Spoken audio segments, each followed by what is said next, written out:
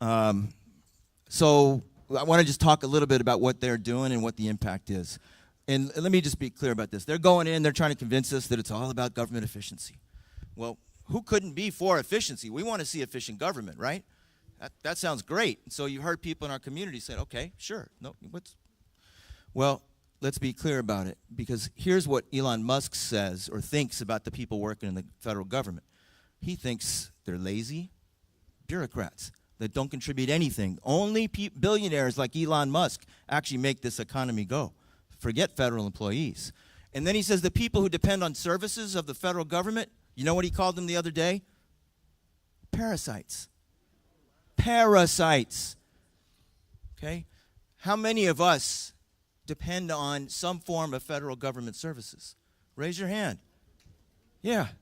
Are we parasites? No, we're not. And let me just try to make this really clear about it, because, you know, sometimes we don't actually, it's hard to see all the federal services that we all depend on.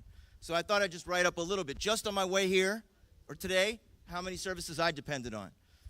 So I woke up and had breakfast, confident that the food was safe, thanks to the Food and Drug Administration. I drank clean water. I breathed clean air, thanks to the Environmental Protection Agency. I passed by on my way here the Veterans Affairs, which provides health care to thousands of our veterans at no or low cost. Thank you very much. I drove a car on a safe and wide highways, 1/4 of the cost of which is paid by the Department of Transportation. I passed by the medical center, where life-saving research has been done at MD Anderson and elsewhere, keeping my aunt alive for an additional 25 years than she would have had access to, thanks to largely federal funding from the National Institute of Health. I spoke with my mother on the way up, a retiree, who is receiving Social Security benefits thanks to all of the workers in the Social Security Administration. I passed by the University of Houston and TSU, where students are able to advance their knowledge and get a good education and build their careers, thanks largely to scholarships administered by the Department of Education.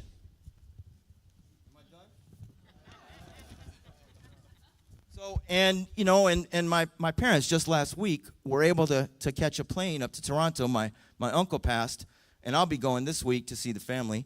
And you know, and they were able to do that thanks to the security provided by employees of the TSA, right? And the Air Traffic Association, the transport, right? All of that. The reality is, all of us are at risk every day if we didn't have the federal government looking out for us. Federal employees looking out for us. And that is who Musk is trying to get rid of. Right? So take that in. All of us depending every day on these employees that are public servants, just like teachers, and just like other public servants who work at the local level here or the state level. That's who they're trying to get rid of. That's what they want to stop, is actually folks being able to be protected and have the dangers that come at us every day in this country minimized. So that's where we're at today. Thank you, Hanny, for that. I appreciate that. And Hanny, if you can get that printed, shoot that to my office. I want to make sure all of us have those list of things that we can all share to educate people on, because that's concisely written and is easy to articulate and understand. You don't have to be on welfare to be the beneficiary of the federal government. And they try to make it sound like only poor people are benefiting from the government, when all of us are benefiting from the government. The other piece is this: it really bothers me when billionaires talk about efficiency, but they won't pay taxes. If you want to make the government more efficient, let the billionaires and the millionaires and the corporations pay their fair share of taxes, and we would be much better off. I know you're going to talk about that when you come up. Just think about that now. All of us at our level have to pay taxes, right? And this administration campaigned on tax breaks for the rich and won. When was the last time the federal minimum wage was raised? 2009. Inflation has more than doubled, and the federal minimum wage is still $7.50 an hour. 25. $7.25 an hour is the minimum wage. The rich are not paying taxes. Inflation goes up. So what does that do to people who are making minimum wage? And then you say you're running on family values. You can't run on family values keeping families poor. Because if a family can't provide food and safety and shelter for their children and for themselves, oh, y'all follow me? State Rep Chair Reynolds, you are in the state. Give him a hand. He fights hard for us. You find yourself in a precarious position as well, much like our congressmen and senators do, with the majority of the state's leadership being pro Project 2025 and this ultra-fundamentalist agenda. Talk to us about how you are working and how your team is working to try to protect public education and the interests of people in our communities as relates to what that really means. Well, Bishop, first of all, I want to thank you for assembling us. I want to thank Congressman Green and Congressman Turner, Commissioner Ellis, all our Councilwoman Arnetta Murray, all of these great labor leaders, and all of you for being here. This is a part of the resistance. We are living in some very turbulent times. You know, I know Dr. King once stated that freedom is never voluntarily given by the oppressor. It must be demanded by the oppressed. Y'all know that we're in a state of white supremacy. Why do I say that? Because Project 2025 is a blueprint for white supremacy. All of this anti-DEI nonsense, and I'm going to get to what you just said. All this anti-DEI, anti-LGBTQ, anti-immigrant, black and brown community, as Congressman Green called for the unity breakfast. Thank you, Congressman Green, for that. It is time for us, we share a mutual oppressor. It is time for us to be united, standing in solidarity against our oppressor, which is President Trump, Elon Musk, and all of those oligarchs that are not just in D.C., but are in the state of Texas.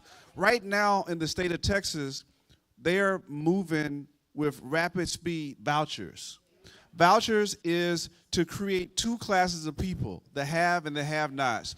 That is what Donald Trump and his rich billionaires are doing with all of these things that you just talked about, eliminating. So right now, Texas ranks 46, Jackie, or 47th in funding per pupil.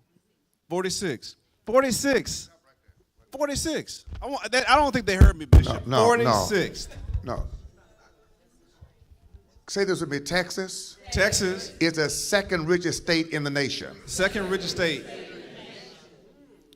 We're the second wealthiest state in the nation, but we fund our schools 46 out of 50 states per student. Please write that down. And Bishop, I'll give you one more, and y'all can Google this. Texas, if it was its own country, would be the 8th wealthiest country in the world. That's how much resources the state of Texas has. If we were a country, we would be number 8, but we're 46 out of 50th in funding per pupil. We're dead last in healthcare, Medicaid expansion. We need it, but we were dead last, y'all, in the highest number of uninsured. Black women lead this nation in maternal deaths. But when it comes to public education, we've seen how they've done HISD. They want to have a blueprint to do this across. They want to dismantle our public schools so that they can privatize and charterize and voucherize. I don't know if those are words, but what they want to do is take your public dollars. Sounded like Sunday morning to me. They want to take your public dollars and subsidize the wealthy that can already afford to take their kids to private schools that are already doing that, they want to take your private dollars and fund them with a tax break. That's all they want to do. And then they're taking money out of our neighborhood schools, Booker T. Washington, Yates, Kashmir, Jones. They want to take that money and fund it to the private Episcopal schools that our kids can't get in no way. Because the public schools have to take little Johnny, they have to take people that can't speak English, they have to take people that have, disabilities. They have to take them all. These private schools, they can say, you know what, Crockett, your son can't come here. They don't have to give you no explanation. Legally, the public school can't do that. The private school can say, no, he didn't make the cut. So, yes, Bishop, we're in a crisis right now, not just in D.C., but right here in Texas. We have to fight. We have to be on the right side of history. I'll say this, Bishop. This is our civil rights moment right here. We're in a crisis. Are we going to fold? I know this is shock and awe. Every day there's a new executive order, it seems like, coming out. Every day they're doing this or they're doing that. I've heard many people say, what's the point? They're going to do it anyway. Our forefathers came and overcame slavery.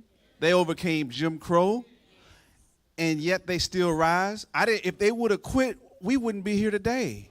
So we can't allow on our watch to go back.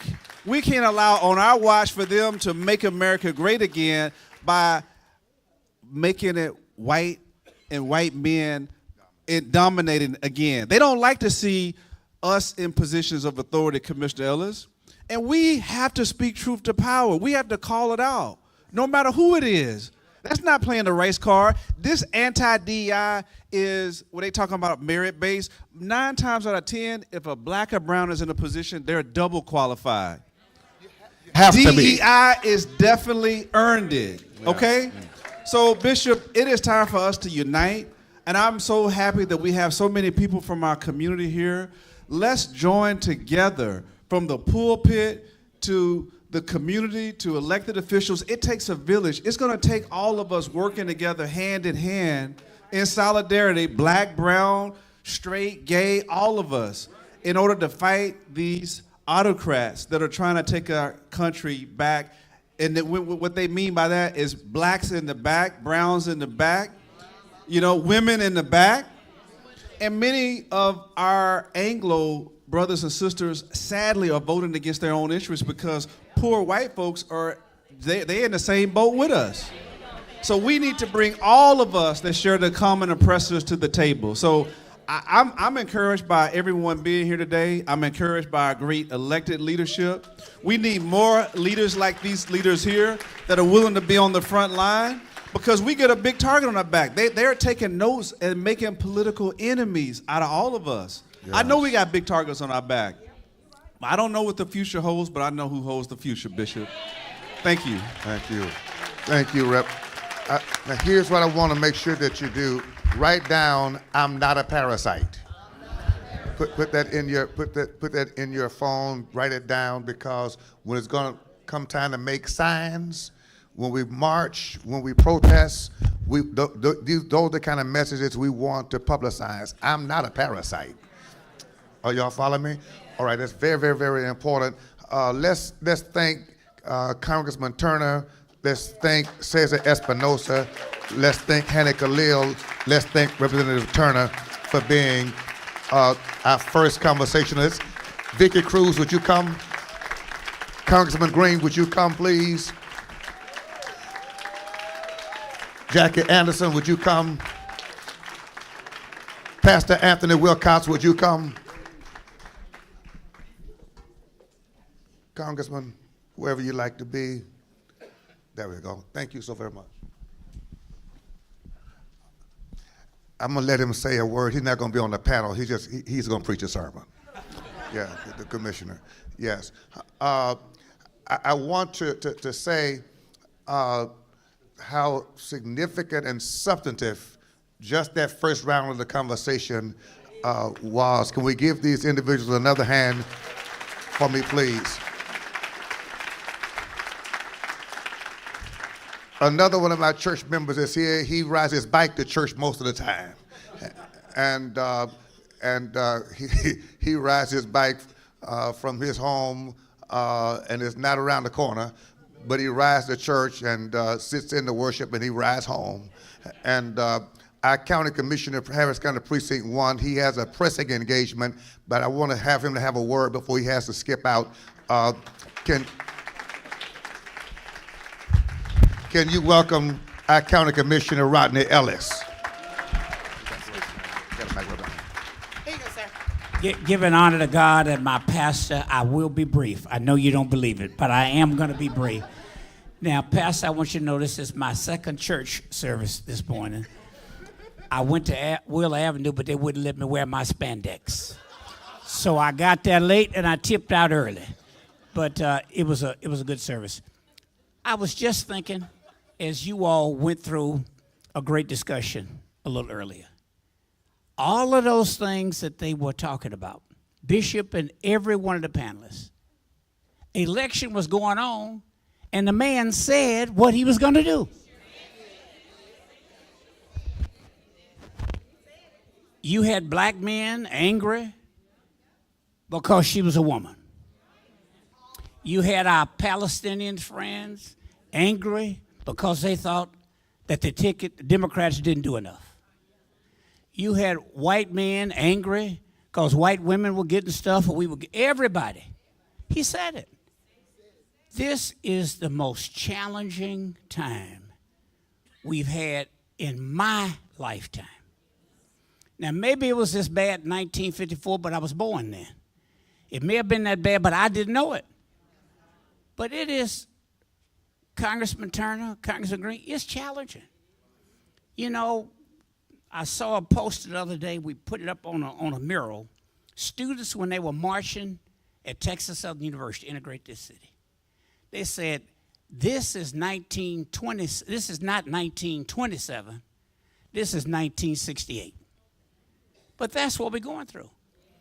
It's important for us to highlight the problem and don't skip it. Let me tell you, to get out of what we have now, it's going to take a lot of thought and strategizing. Some of it's going to have to be done privately. You talk about having to reach back to what the ancestors did. If I knew what to do, I'd be doing it. So would all of us. Unprecedented. We're showing that the tenets of democracy can be challenged. Now, I'm going to end with this, Representative Reynolds. The one thing I do know that we have to do, at our age, Sylvester, I'm 6 months older, 70 years old, this man's going to do a lot of damage in 4 years. He's testing. Nothing's more dangerous than a white man with that much power and don't give a prayer. You know what I want to say. But I went to church once already. Don't care. He's testing the limits. The one thing I do know is that we got to prepare future leaders who will be around and will benefit from the pain and agony that we leaders are going through today. So I'm doubling down, Bishop. I got an intern with me. That's why I'm here. She tipped out. She's from South Africa. Where are you, Max? Raise your hand, Max. From South Africa. Father's in politics in Zambia. Mother came over with her. You thought y'all went through apartheid. We put economic sanctions on them. That's what stopped. We got to train leaders, and we got to stop shopping, spending money, going to places where they don't respect us. And it ain't going to happen overnight. But don't let me get to carrying on. You got my Reverend, you got the great Reverend Alexander Green here. So Representative Ron, we're going to tip on out here and go to our next engagement. But look, we can get through this. If Harriet Tubman got through it, we can make this. But it's going to be hell. Thank you. God bless you. Thank you, Commissioner Ellis. We appreciate what you do, and I'm so glad, Commissioner Ellis, this is the only church you can come to in your spandex on your bike. Ain't no other preacher gonna let you in doing no stuff like that, man. Only church, only church. We just look beyond your faults and see your needs. You know? Yes, sir. We love you. Amen. Amen. Amen.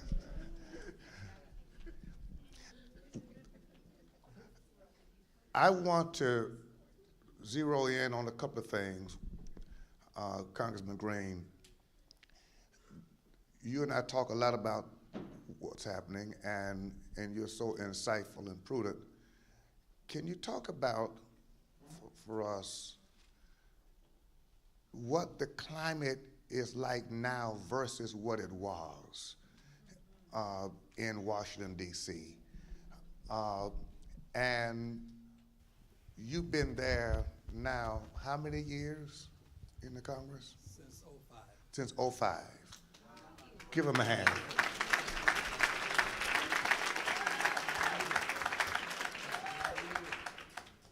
What is it like to be a congressman now versus when you went to Congress? And what are the new challenges that you're really working through? Well, thank you very much, Bishop. I greatly appreciate you. And while you have been celebrated much today, I don't think you've been celebrated enough today. Would you kindly join me and give him, the Bishop, an additional expression of appreciation and celebration? He is on the point, the tip of the spear. And we love you for it, Bishop. Thank you. Representative Turner indicated that he did not expect what he encountered. But I can tell you this, he's prepared. He's prepared. No one has come to Congress more prepared than the Honorable Sylvester Turner. No one. No one, no one, no one, no one. No one. Big city mayor, served in the State House. No one. No one. No one. Bishop Rodney mentioned his age, so I guess I'll share mine. I've celebrated my 19th birthday 4 times. 4 times. I'm Houston's oldest teenager. Still got my ponytail. I heard you say a couple of things that I'll have to respond to, and then I'll directly answer your question. But this card, this green card, is something that has been denounced, and I heard the same thing. I heard the same thing when he said he's checking on Ocasio-Cortez to see whether she is breaking some law. Let me tell you what I thought. Having been a lawyer, don't hold it against me. Having been a judge for 25 years or more, I lose count now. First thing I thought of was, if we can give a person who committed a murder, if we can give him his rights, why can't we give innocent people their rights? I mean, this is about innocent people just learning this is good for all of you, not just for the persons who are here from some other place. This is what our country's all about, being fair. That's what this is all about. So if you can give a bank robber his rights, if you can get a person who's committed murder his right, you can give it to everyday Americans. Everybody deserves their rights. So please take one of these cards. Rachel is going to hand them out to you. We have enough for everybody to have one. Bishop, one more thing. You mentioned the 725, but Bishop, tip workers make $3.13. $3.13 an hour. Who can make it off of $3.13 an hour? $3.13 an hour. Ah, yes, you'll get one. What is different? When I arrived in Congress, there was more collegiality. We would work together, especially on the big things. We would work together to try to resolve the big things. And we would give credit to each side. one side didn't have to have all of the credit. It's become a winner-take-all Congress. If you're on the winning side, you take the best offices, you take the best airplanes, you have the best of whatever we can give in Congress. And then when the sides change, the other side gets the best. This is not the best way to run a country. We should find a way to work together so that we can serve you better. That is an absolute necessity. But we haven't gotten there yet. Here's what I'm proposing, and I'm going to be brief because others have to be heard, but I want to tell you this. We are very close to having a dictatorship. Very close to a dictatorship. The Congress of the United States of America is afraid of Trump. Republicans. They're afraid of him. And that's the Senate too. Congressman, yes. Explain why. They're afraid of him because he has demonstrated that if they get on the wrong side of him, they will be on the wrong side of his followers. And they are willing to do whatever it takes to remove you from office. I shouldn't say it that way. They're not going to, well, maybe, I don't know, as I think about it, I don't think they're going to harm you. But they will put inordinate amounts of money against you. I'll give you an example. Dear brother out of New York, Jamal Bowman, $25 million spent in a congressional campaign, Bishop, against him. The most ever spent in a congressional campaign. 25 million. Congressman, they don't have a frame of reference. Give them what a normal congressional campaign might cost. Look, if you spend 5 million, it was a lot. Most will be probably somewhere around $3 million, maybe, but nothing like that. And so I'm trying to make sure. Listen, in other words, what he's saying, I'm very quick. The average congressional race costs $3 million to run. This brother, Jamal Bowman, they put up $25 million to get him out of office. There's no way to fight that. That's right.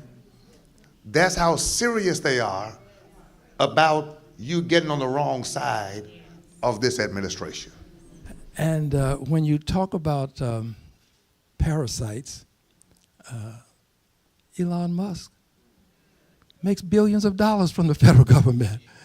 And he has the audacity to call someone a parasite? Billions? The president is already hustling the federal government. And it's amazing how these families come into office and then immediately start making these inordinate amounts of money. But here's what I was about to say about the dictatorship. The judiciary is what stands between us and a dictatorship. These federal judges will have to have the courage to follow the law. The president and the vice president are already hinting that they're not going to follow the law. They're not going to do what federal judges order them to do.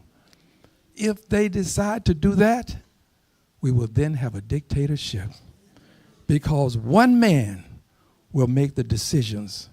He will determine what is right and what is wrong. And that man is Donald Trump. I don't want Donald Trump making the great decisions that impact my life. So here's what we can do. Here's what we can do. There's one other thing, the judges. But the framers of the Constitution, they were some young guys, believe it or not. But they were some pretty bright fellas. Don't ever sell them cheap. They were pretty bright. They provided something called impeachment. Impeachment. And impeachment simply means that if you can get 218 people to agree that a president should be impeached, which means you sort of indict him and then you send it to the Senate for a trial. But if you can get 218, assuming that there are 435 members voting, then he is impeached. By the way, it does not have to be for committing a robbery. is whatever Congress says it is, because it's a political question and it cannot be appealed. So now, here's where we are. We've got a president who's doing all of these dastardly things, and the question is, will we have someone who has the courage to bring articles of impeachment? This president is a Goliath, but for every Goliath, there's a David.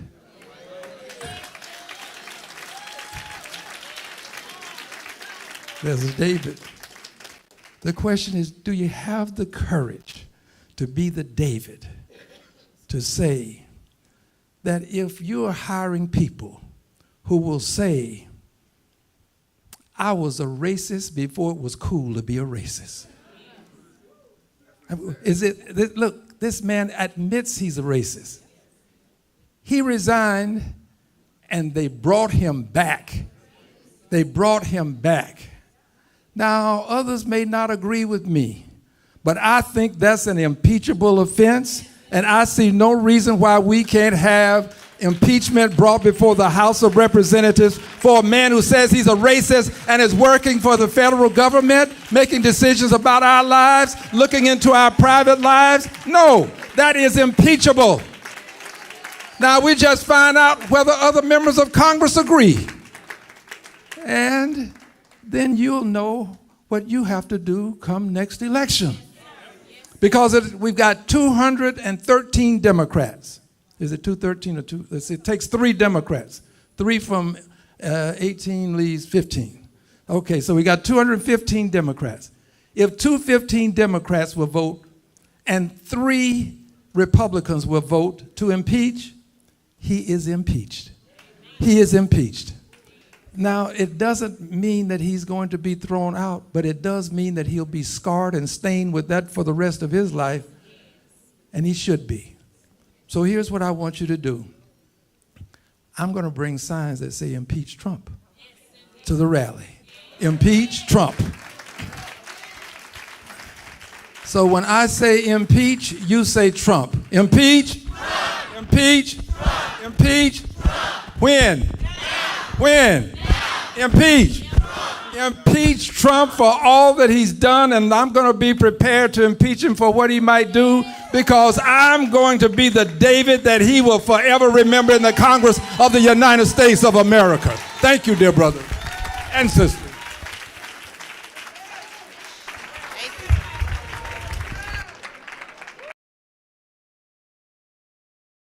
Let me move to this. Jackie Anderson, you are HFT president, and we're going to come back to immigration and other things in a moment. Jackie Anderson's here. I want to ask you from this perspective of public education. I know Hanny referenced that earlier, was reference. You work with teachers. What's the attitude and climate now for our teachers having to work under the conditions they're working under? And I really want to give a little bit more explanation about vouchers, because we've got people on both sides. I've got some preachers that I'm having to try to talk to who are thinking vouchers will be good, like because the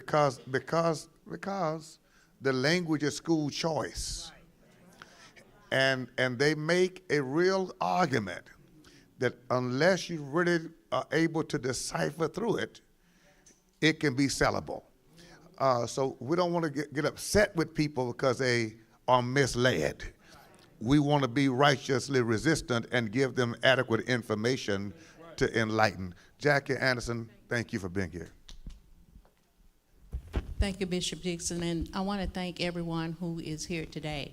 I was thinking on my way over here, this time 2 years ago, Bishop Dixon and I were in this room having a very similar conversation about HISD and the takeover.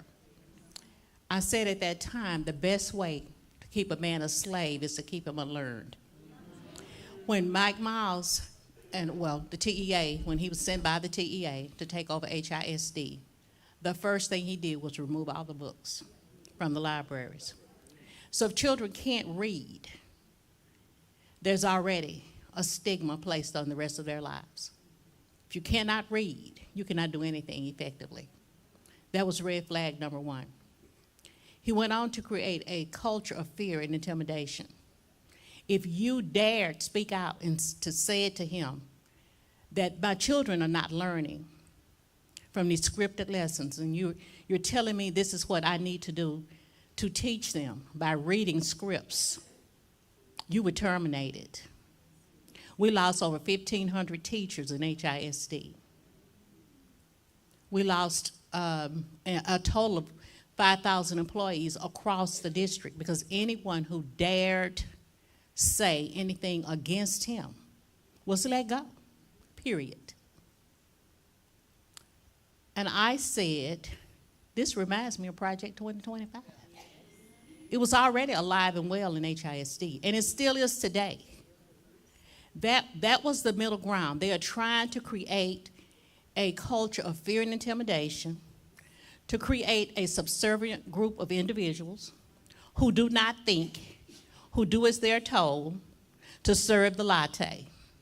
And your children and your children's children will be a lost generation if we don't stand up and demand what we know is ours. Education is a civil right.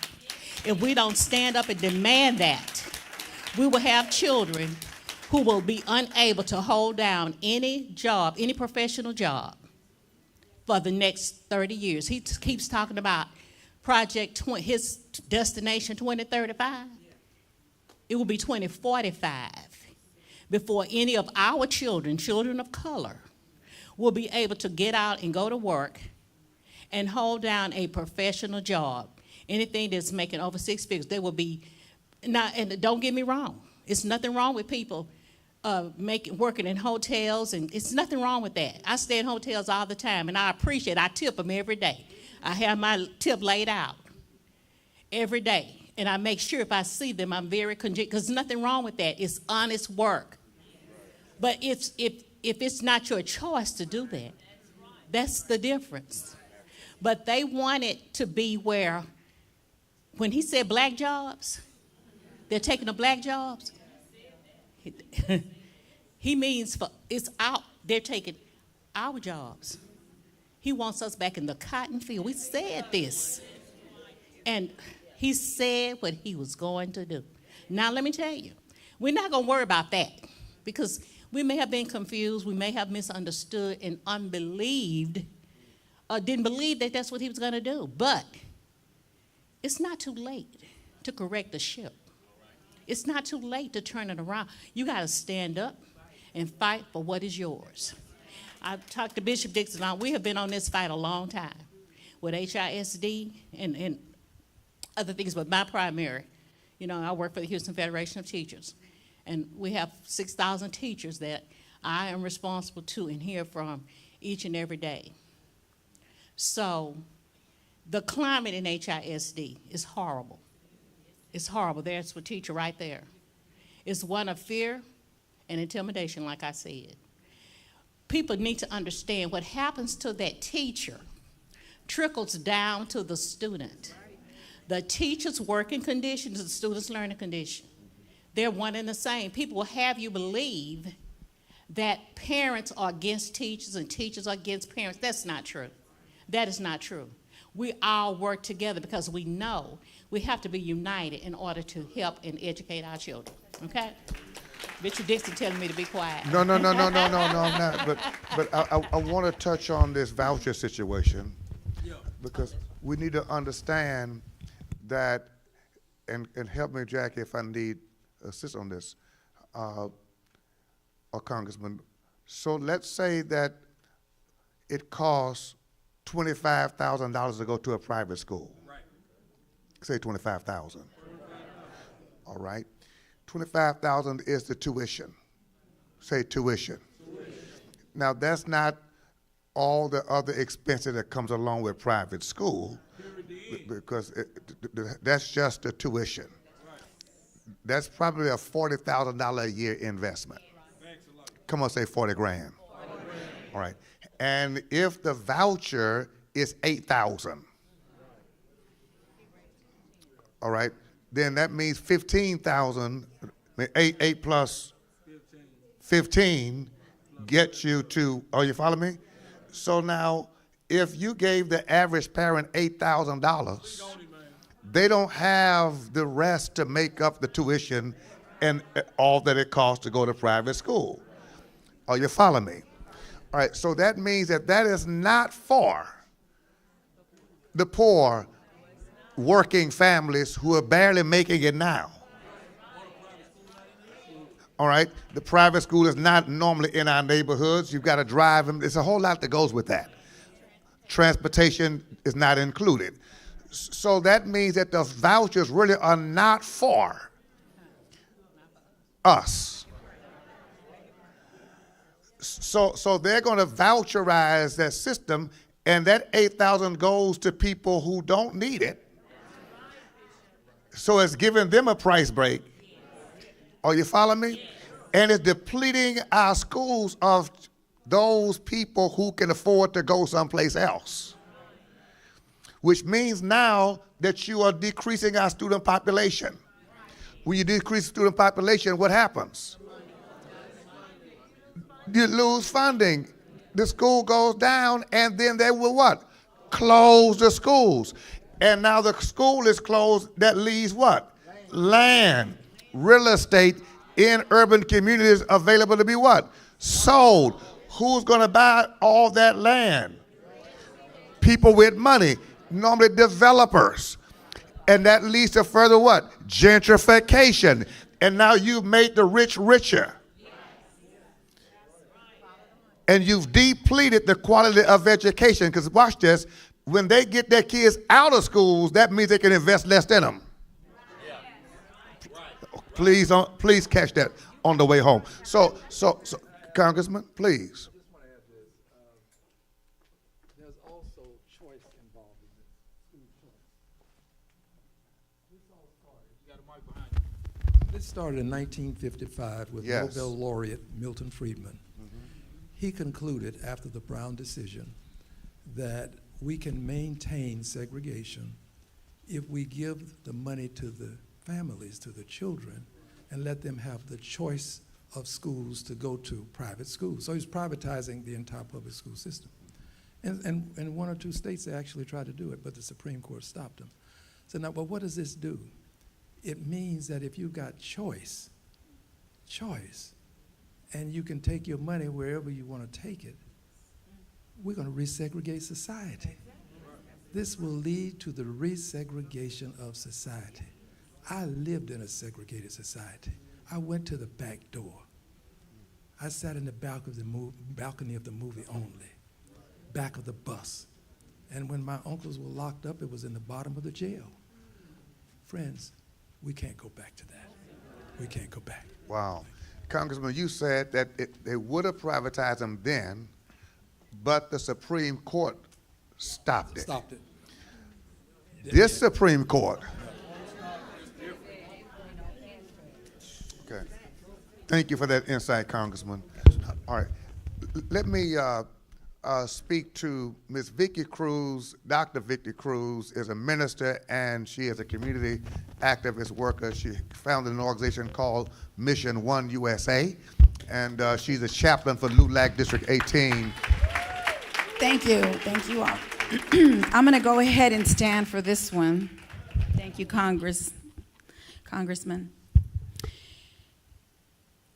First and foremost, yes, to all my LULACers that are here in the house, please want to recognize Linda Morales, Conchita Reyes, Judith Castillo, who's also will be running for our Humboldt ISD, so please keep her in mind for that.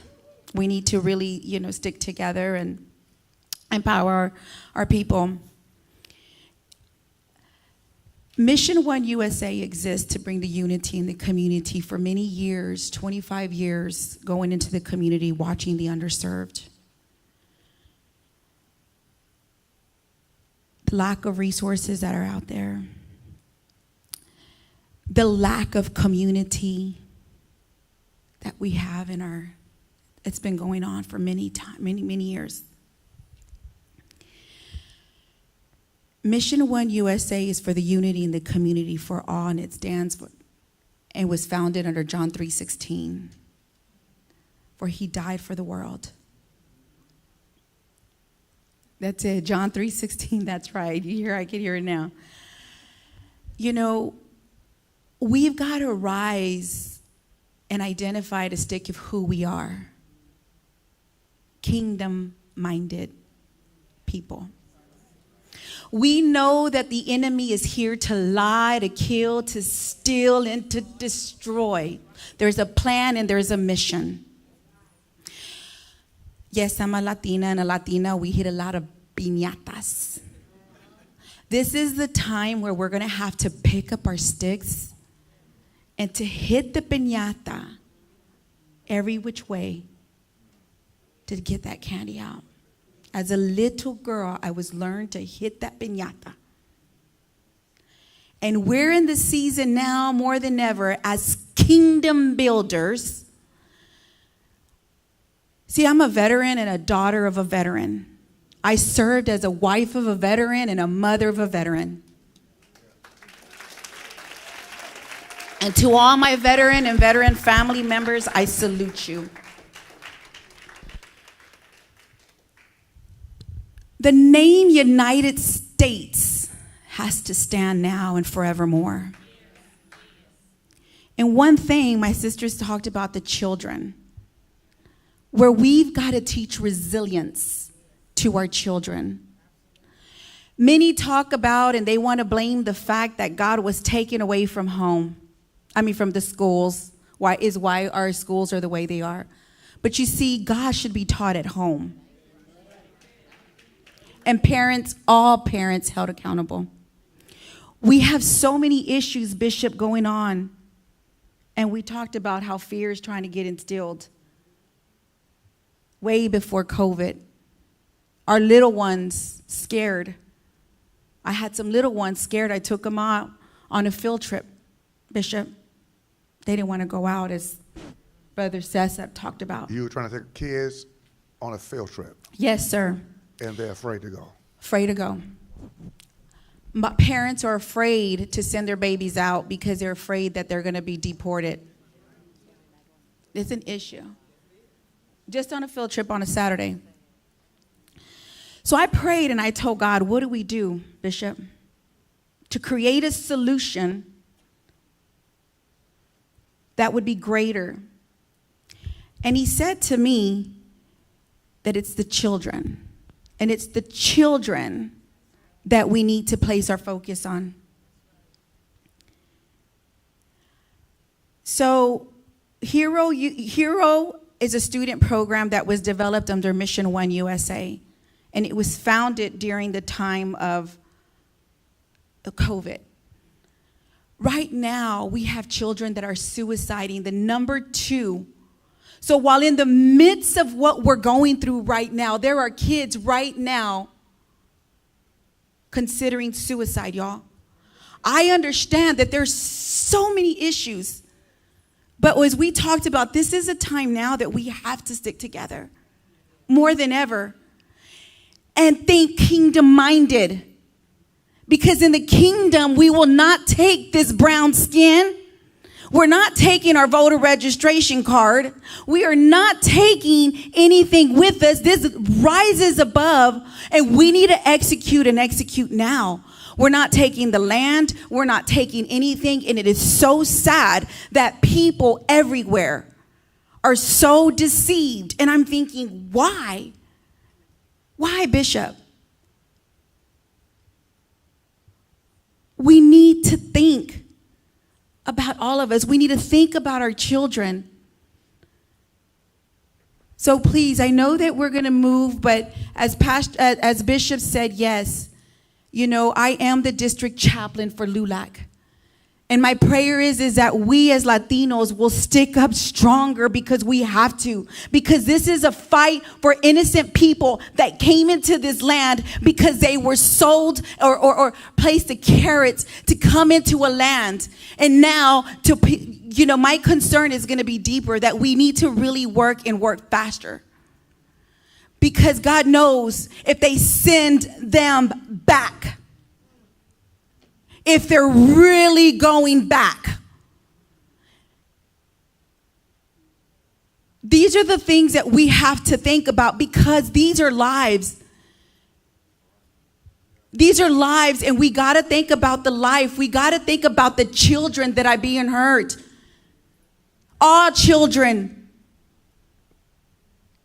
So, Hero, I want you to right now we are working, and I think Conchita Reyes, who's taking on the Hero Talk, but what we do is go into the schools, into the juvie systems now, into the apartment complex, everywhere and anywhere to teach the children how to be helpful, encouraging, respectful, on task. These children don't know how to ask for help. These children don't learn. They need to learn how to encourage themselves because they are very discouraged these days. And to respect themselves and respect one another and to stay motivated, Bishop. Let me ask you one question about Go ahead, brother. I'm thinking, if children feel unsafe going on the field trip, that's so basic. It's so fundamental. We can't let that go on for another 2 or 4 years. No. Okay. So what I would like to ask you to do with your team and others, let's start thinking through what can we do to create safe places for these children. How do we address that? Maybe we need to start having some conversation with the media to get people involved, bring people from the federal government. Say, we have children who are afraid to go on field trips. What can we do to provide safe places for our children? And then, I don't want to try to answer the question, but I hear your pain and your burden, and I'm thinking about the fact that if a child is afraid to go to the museum, afraid to go to a birthday party, that's to church. All of that is too heavy for children to carry. And that's going to lead to psychological and emotional trauma. Correct. Right? And we know they're not going to get treated. So thank you for sharing that. And I want to ask you, if you will, get some people together, put a task force together, study some ideas, please, to bring back. Because when we tell you, this is not one meeting solves all. Right. Come on, tell somebody, this is not one meeting solves all. You got to understand, we got to have some working meetings to come back to hear what the solutions are and continue to work together and grow this coalition. Amen. Thank you. Give her a hand, won't you?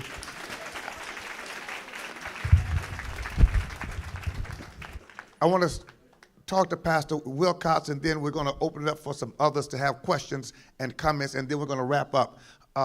Apostle Wilcox, you are obviously a pastor on the front lines, and we appreciate your leadership and your thoughtfulness. This is one of the most gifted preacher, pastor, leaders in our city, state, and nation. He is brilliant. When you think about where we are, Pastor Wilcox, from a ministerial prophetic perspective with all that you've studied, how did we get to a point now to where the pulpit has a different responsibility? It seems maybe we abdicated and now it's time for us to get re-engaged.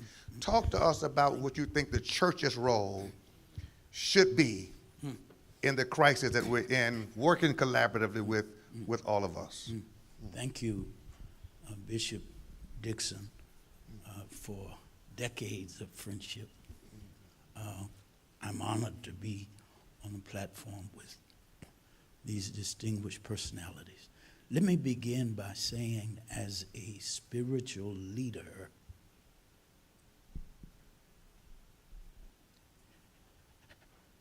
there's a storm coming.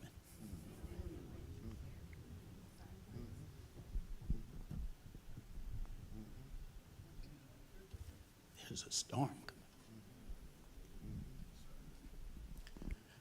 I don't know that this is going to rise to the level of a civil war, but there's a storm coming.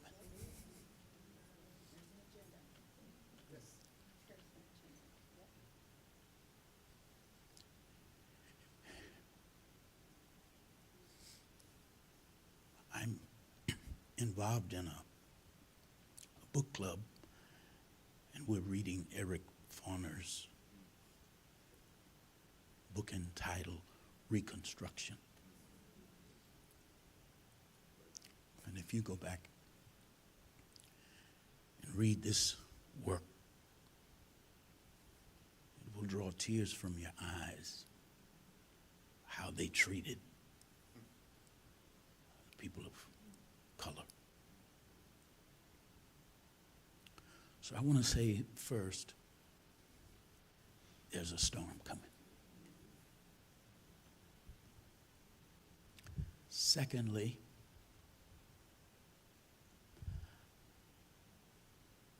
I'm not sure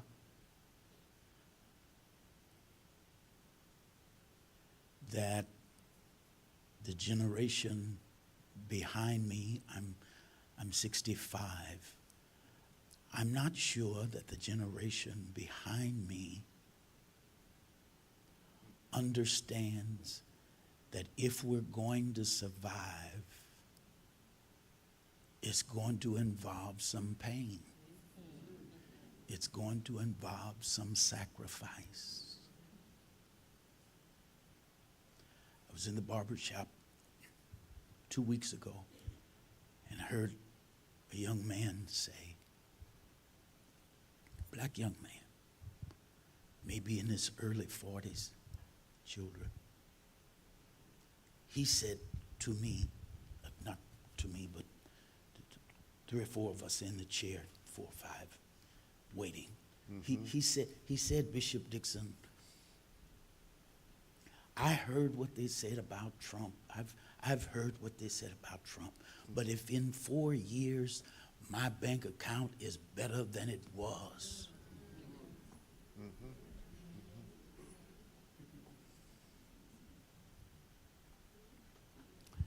and I responded. Because that's how a lot of people are feeling. Yeah, yeah. I responded. You can't have a society without some measure of trust. You can't have a society without some measure of trust. I've got to trust that when I put my grandchildren on the bus to go to school, that the driver of the bus is not a child molester. I've got to trust that when I go to the restaurant to eat, that the cooks are not peeing in my food. You can't have a society without some measure of trust. And yet, there's a sickness when we consider that we placed in the White House someone that we cannot trust. When we look back at the civil rights movement, those dogs were real. Those water holes were real. Bull Connor was real. And my point is that I don't know that we're willing to sacrifice for the greater good. Bishop, if we had, we got this fight with Target. Not just Target, the others, but Target's the focus at this point. If we had a significant black and brown store, grocery store, we can't compete with Target, so you got to pay more. We can't compete with Sam's, so the prices are going to be higher. we don't have as many stores. So you got to drive across town to get to it. We couldn't pay the employees as much as we pay. So are you willing? You can't say, oh, I can get it cheaper over here. Or it's this place is around the corner. If we're going to have this fight, Bishop, we got to understand there's some sacrifices that are going to have to be made. It's not going to happen without some sacrifice. The last point that I want to make, Bishop. Good. The last point I want to make, Bishop. Rich. This is going, mark my words, I prophesy now. I prophesy now. This is going to fall in the laps of the black and brown pulpits of America. Yes, sir. Yes, sir. Yes, sir. Yes, sir. We will once again have to become the soul of the nation. My critique of the black church is that soon and very soon we've got to be in national conversation about how we move forward. Thank you, Bishop.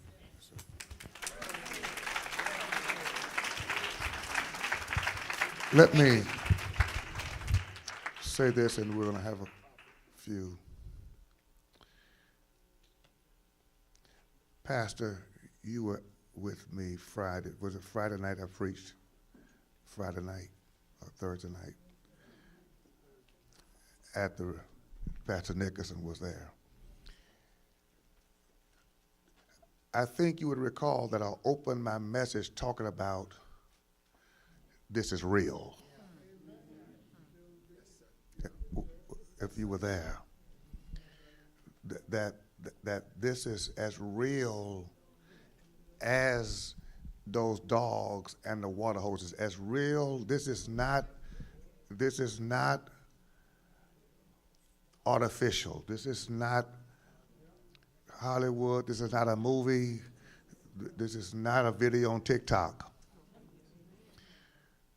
This power regime is real, and the agenda is clear.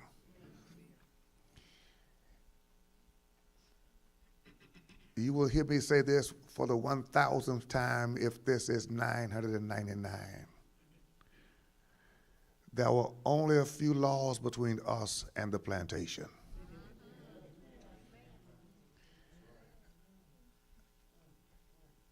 And those laws are undergoing an erasure as we speak. The regime that has been elected and the people who are funding the movement, who will profit from the federal government, intend for us to be powerless. And we control less than 4% of the wealth.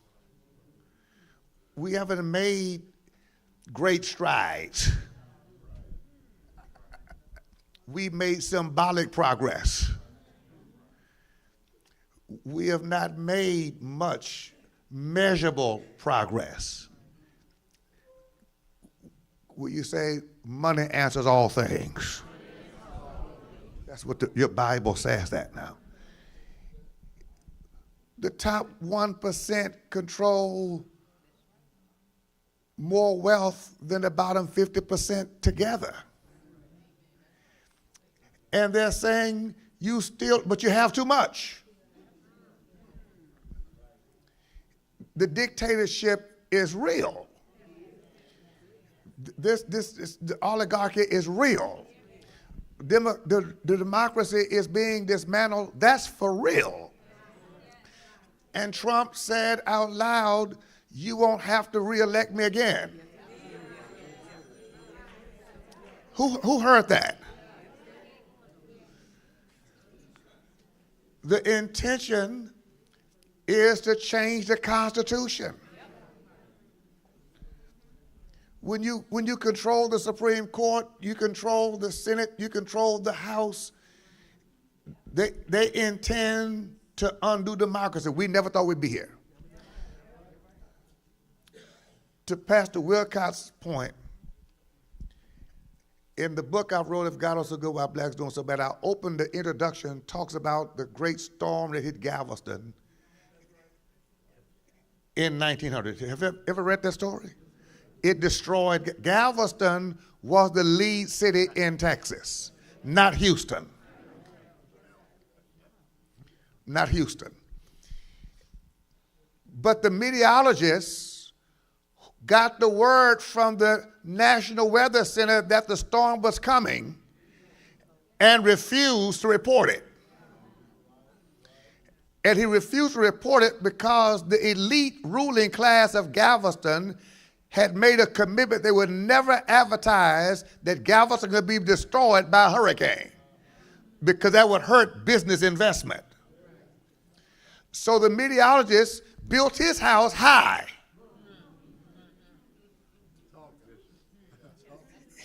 His house was built high off the ground because he knew that Galveston was located in such place that it could be destroyed by a storm. Everyone else is building low. And when the word was sent from the station in Cuba, get ready because this storm massively is coming toward Galveston, he would not report it. So nobody evacuated. Made no preparations. 8,000 people were killed because the one who knew the storm was coming would not share it with the masses who were vulnerable. He left them to the demise of the storm. My point is this. When this preacher is saying to you, as we've been, the storm is coming, we should have voted. We were telling you the storm is, if you read the pages of Project 2025 and believe the storm, it was announcing storm is coming.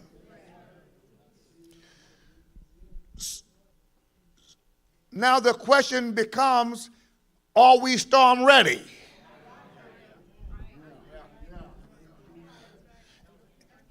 And most of us, especially our young people, are not storm ready because this is not going to change next month.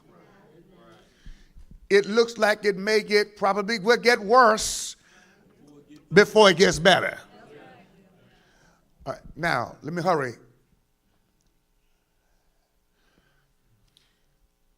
We need to start voter education registration now for the election coming in 2 years. Your response tells me that you're not understanding. And we should be doing it together.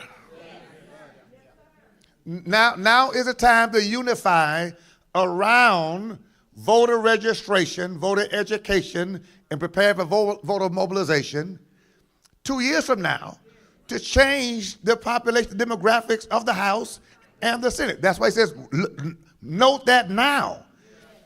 And listen, we're not trying to make you feel bad about last time, but we should learn from our mistakes. If you were not a part of the voter registration movement to get everybody you know to register, that's where you start. And so the next time your pastor stands up, whoever he or she is, and says, please participate in voter registration. Next time the NSAP, LULAC, say, please participate in voter registration, you know now that that's not a luxury decision. That's a darn necessity. Oh, y'all follow me? In Texas, we have more blacks in Texas than any other state. But they're not registered and voting. So we have to understand, we need our black and brown coalition doing that. Secondly, to his point, the movement of the 60s, 50s, and 60s worked on several things. Our problem is we want their success without their sacrifice.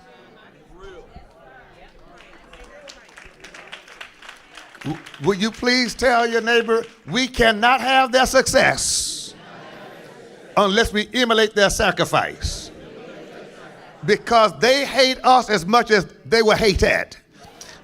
The regime today hate us just as much as our forefathers and foremothers hated. The legislation, the laws changed, but that came later. Before there was legislation, there was negotiation. Come on, say it. Before legislation, there was negotiation. Before negotiation, there was agitation. Without agitation, there would be no negotiation. Without negotiation, there'd be no legislation. See, we want the results of legislation without being a part of the agitation. Because we want to sit at home and wait for the congressman and the mayor and the pastor to go have a meeting and get things worked out. They're not even going to listen to us. In fact, you don't even get invited to negotiate because there's been no agitation. Agitation is when it costs them. That Montgomery bus boycott lasted over a year before they could get into negotiation. You have to sacrifice. They walked to work. They carpooled. They borrowed. They rode bicycles. They refused to get on a bus. They made the city's bank account go down because they had the darn nerve to say, we're not going to pay you while you enslave us. And our problem is we keep enriching the oppressor and wondering why we can't get free. Y'all are too quiet for me. That's another problem. You don't know when to get upset. You're not mad yet. You're not frustrated enough yet because you still got some bacon and cheese in your refrigerator. Success in isolation is a trick. There were always people on the plantation that had a bigger sandwich. So please understand,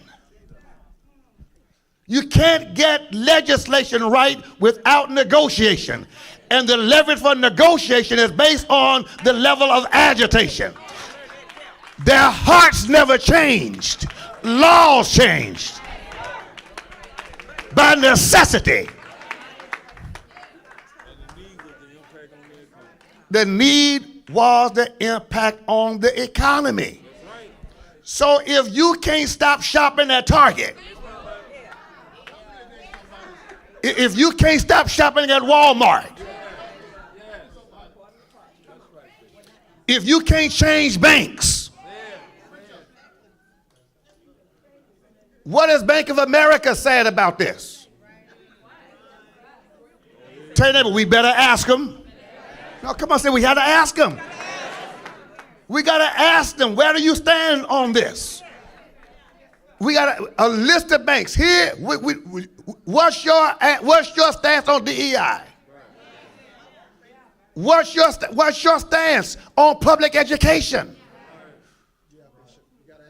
Because if they support the oppressor's agenda, you're funding your own trip back to the plantation by doing business with them.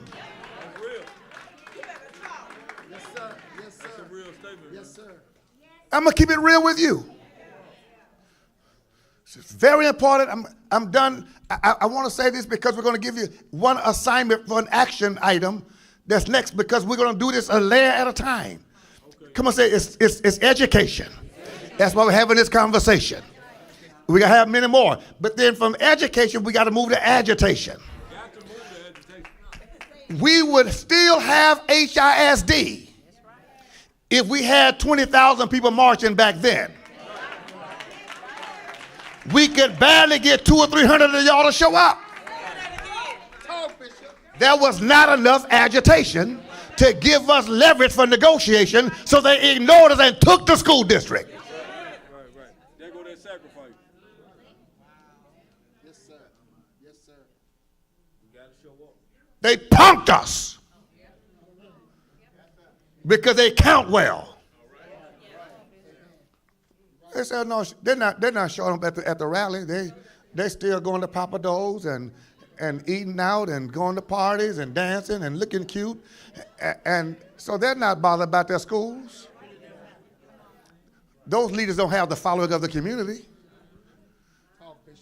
so they never even showed up respectfully to a meeting with us. Am I right? Because we didn't want to make the sacrifice. But we kept standing while they laughed at us behind our backs and sometimes to our face. The sacrifice. Congressman, you remember when we opened Deliverance Grocery in Delhi in the Strip Center years ago, to your point. We put the store over here right in the center. Yes, sir. Yes, sir. We had the same Miss Barrett's bread, Frosted Flakes with Tiger on front of the box. Same milk, same butter. We had to charge a little bit more because we can't buy in volume. And our own people said, I can't shop there. Because, and I shop in my own neighborhood. I can't drive to make that effort. They didn't understand the big picture. Right. Why don't you cut your nail bill, your nail salon bill? Cut some stuff you can live without. Now see, it's quiet. See, you got to decide what you can really live without. Sacrifice is about priorities. What is important? What's most important? I mean, do I need another pair of shoes? Or do I want another pair of shoes? Do I have to drive that car, or can I just get a car? Do I have to be the prettiest thing walking, or can I just be decent? Oh, see, y'all quiet now. I'm on this sacrifice. The pastor said we got to understand sacrifice. That means you got to take some money from something over here and put it over here where it really counts. Because you know we the sharpest thing walking in the room. Broke. If you can't fund your own freedom, nobody else is going to pay for it.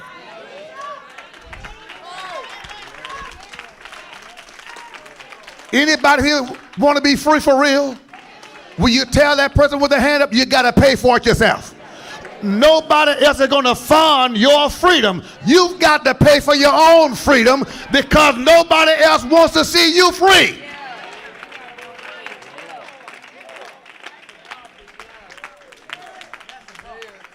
Finally, if your pastor is not having this conversation, are you bold enough to move your membership?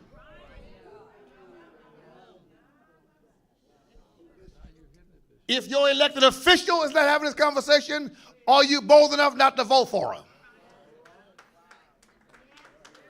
Because we keep voting for people who don't represent our best interests because their bank account is already good. Their child is already educated and can go to the private school. But if they won't come out and be on the front line for you, why the hell will you be on the front line for them when it's time to vote? See how calm y'all are? We're going to make a list of the elected officials who won't come out on the front line for us. And when they come asking for us to vote, we're not getting in line for you because you didn't get in line for us. And I'm telling you, if your pastor won't stand up for his or her sheep, that pastor is not a shepherd. Because Jesus said the true shepherd will lay down their life for the sheep. If you got a coward for a pastor, that pastor needs a job, not a leadership position. All right. All right. I'm sick of people calling me, Erica, when they're in trouble. And I ask them, where's your pastor? They say, well, my pastor doesn't do this kind of work. Well, if your pastor doesn't do this kind of work, why are you putting money in that pastor's plate? All right. That's not intelligent. Because the system has always had people who had the right skin color, but did not have the right toughness underneath the skin. So we got to be very clear. It doesn't have to be the biggest church in town for you to be in style at church. That is not what ministry is about.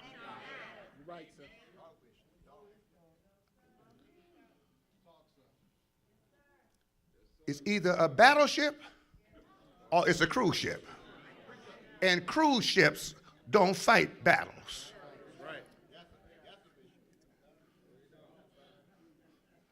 And now cruise ships are irrelevant. Because now you know we're in a war. We've been in one, but now you know it. This is not time for vacation, it's time for vocation. It's not time for entertainment, it's time for empowerment. That's where we really are. Continue to walk up, please. I want to let her say one word. We're going to give you this instruction. We are going, come on, Cesar. We are working now on a massive march that's black, white, brown, Asian, all of us young and old, on Sunday, March the 2nd at 3:00 p.m. The congressman and I have been conferring on this. We're all working together, and all of us are going to be a part of it, I hope. Because if you can listen to this and not show up, then a plantation is where you belong. I challenge all business owners to pay their staff while they at work, while they do it, while they walk. Yes. At the march, all business owners need to Pay your staff. Yes, yes, yes. And listen. I promise you, when they see us walking together, and don't let anyone, come on, Carl, stand over. Don't let anyone tell you marching is antiquated. That's a trick of the enemy. Look, God always anointed righteous feet. Whenever righteous feet march for a righteous cause, God puts power in those feet. Let me tell you, well, y'all know the Bible, don't you? Marching worked for Joshua, for Gideon, marching worked for Jehoshaphat, marching worked for the civil rights movement, marching worked for the migrant workers, the migrant farmers. It will work right now, because when we start marching, and we're not just going to march aimlessly, we're going to march on target and make Target the target. And let others know that are akin to Target, your name is on the list. How beautiful are the feet of them that bring the gospel good news. Listen, that's what it's time for, and we're going to need everybody on board. Are y'all with this? Amen. Receive our sister Conchita. She's going to give us a word, and then we're going to ask any pastor have a question or step. Yes, sir.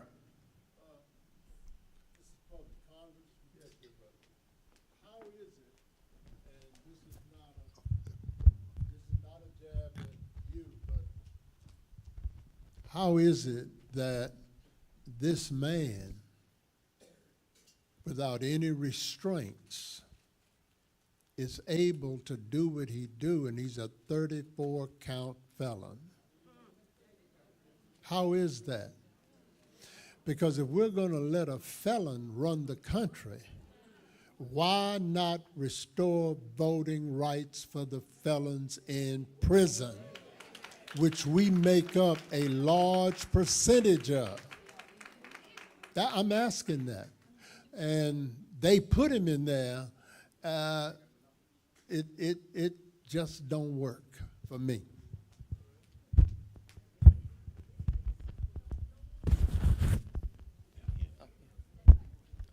I do appreciate that question, or this question. It's an important question. And it is because you have people in Congress who don't have the will to even say the word impeach. Impeachment is the remedy when the judiciary doesn't act, when you find yourself with an out-of-control executive president. That's why it's in the Constitution. We can impeach a 34-time convicted felon and get him out of office. It can be done. And I'm going to leave, Bishop, but I want to tell you this. I've thought about what you said. You know, Al Edwards was a person that told us just a few. Al Edwards. A few laws. 25 years ago. Yeah, but Bishop, you know what? I've studied this. It's just one. One law. You repeal the 13th Amendment. You can no longer now say that there's a law against involuntary servitude. Bishop, you have done an outstanding job. Count me in. I'm with you 100%. I hate that I have to leave, but I'm with you. Thank you. Thank you, Congressman. Conchita, we'll have a statement, and then I hope that we're getting this.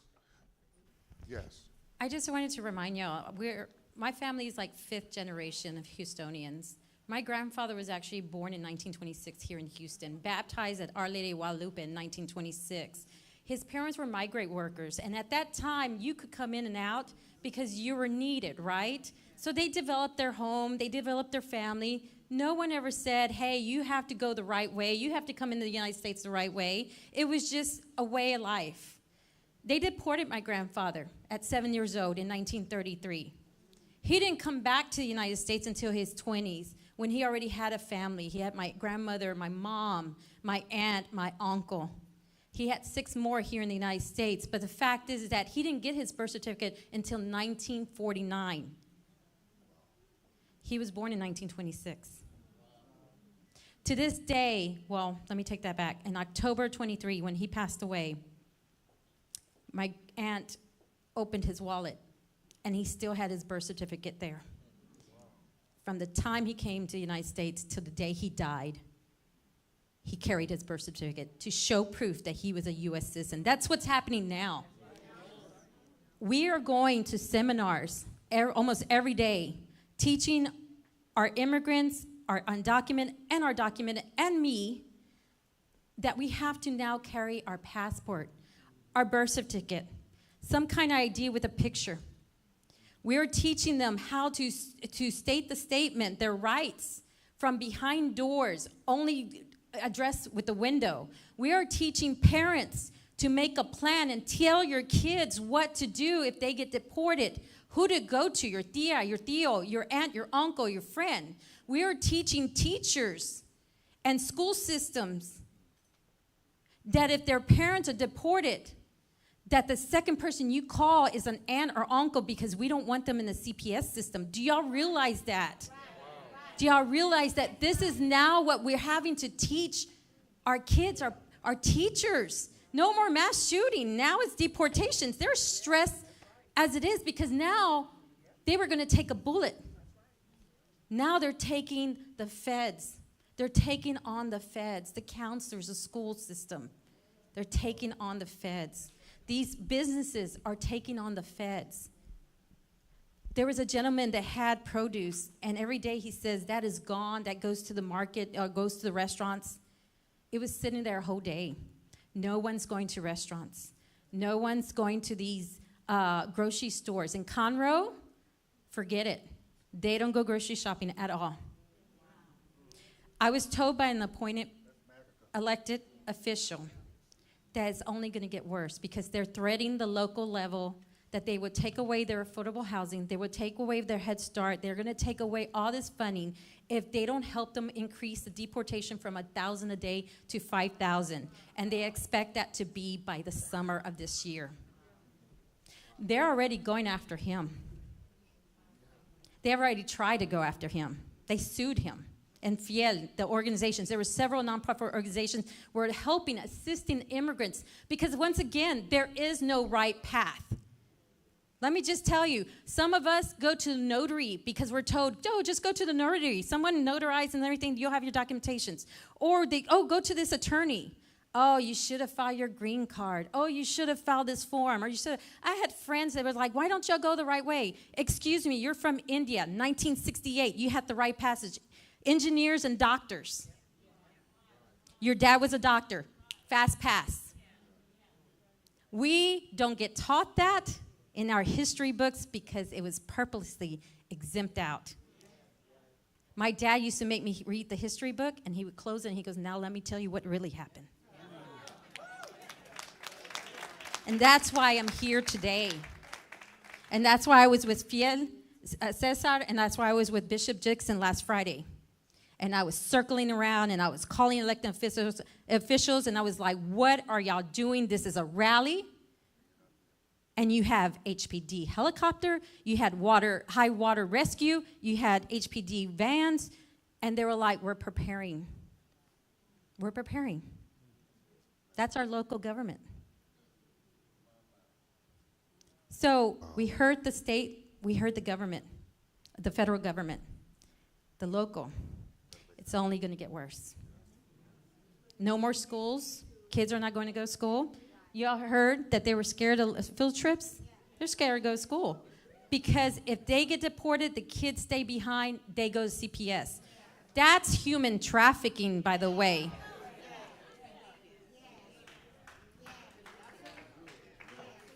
So the reality is, we're not exempt. You're not exempt. You're not exempt. No one's exempt. We need to invite our brothers and sisters in the Asian community, our LGBTQ, our black community, our Hispanic, and we are one. And that's how we have to view things. That's right. Because in reality, we should have been marching when they took our rights to our own body as a female. We should have been, and we needed our men to go out there and march. We needed y'all. And we cannot stop. When there's a fight, everybody has to be involved. And I'm here. I've been out there, local level. A lot of people don't know who I am. It's meant to be because I have access where I can go and talk to people and bring the message. But the fact is that Fiel, he needs everyone's support. Bishop Dixon needs everyone's support. Because they're already being watched.